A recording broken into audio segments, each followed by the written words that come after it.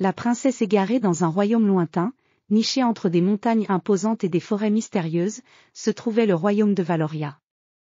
Ce royaume, connu pour ses paysages enchâssés de mystère et de beauté, était gouverné par un roi sage et une reine aimante. Ils avaient une fille, la princesse Amélie, dont la gentillesse et l'intelligence étaient admirées de tous. Amélie était une jeune femme au cœur noble et à l'esprit vif. Ses yeux, d'un bleu profond comme les océans, brillaient d'une lueur d'aventure. La princesse passait ses journées à explorer les jardins royaux et les vastes terrains autour du château. Sa passion était la découverte des merveilles naturelles cachées dans les recoins les plus secrets du royaume. Un jour, alors que le printemps était à son apogée, Amélie se promenait dans la forêt enchantée près du château. Les arbres étaient en pleine floraison, leurs feuilles chatoyantes créant une mosaïque de couleurs sous le soleil. Les oiseaux chantaient des mélodies joyeuses, et l'air était empli des senteurs enivrantes des fleurs sauvages.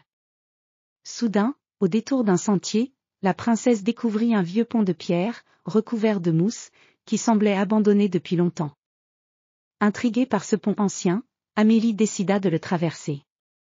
À peine avait-elle franchi le pont qu'elle se retrouva dans une clairière cachée, entourée d'arbres majestueux et de fleurs étranges aux couleurs éclatantes. Au centre de cette clairière se trouvait un lac d'une clarté cristalline. Ses eaux, d'une pureté presque surnaturelle, reflétaient les rayons du soleil comme un miroir. Alors qu'elle s'approchait du lac, un éclat de lumière émana de l'eau, et une voix douce mais mystérieuse résonna dans l'air. La voix parla de la présence d'une magie ancienne et d'un trésor caché sous les eaux. Amélie, fascinée et intriguée par cette révélation, décida de plonger dans le lac pour découvrir ce secret. En se immergeant dans l'eau fraîche, Amélie découvrit un monde sous-marin éblouissant. Les poissons aux écailles d'or nageaient gracieusement, et des coraux aux teintes multicolores formaient des jardins sous-marins. Au centre du lac, une grande boîte ornée de pierres précieuses reposait sur le fond sablonneux. La princesse attrapa la boîte et la ramena à la surface. De retour sur la rive, Amélie ouvrit la boîte avec une certaine appréhension. À l'intérieur se trouvait un sceptre en or incrusté de gemmes étincelantes, et une note ancienne écrite en lettres dorées. La note expliquait que le sceptre appartenait à une princesse d'un royaume ancien, disparu depuis des siècles, et qu'il possédait des pouvoirs de guérison et de sagesse. En portant le sceptre, Amélie sentit une étrange chaleur envahir son cœur.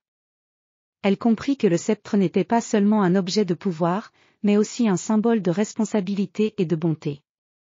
La princesse retourna au château, déterminée à utiliser le sceptre pour le bien de son peuple.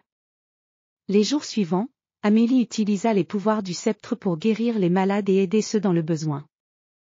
La nouvelle de ses actes de bonté se répandit dans tout le royaume, et la princesse fut célébrée comme une héroïne. Sous son règne éclairé, Valoria prospéra, et le peuple vivait en paix et en harmonie.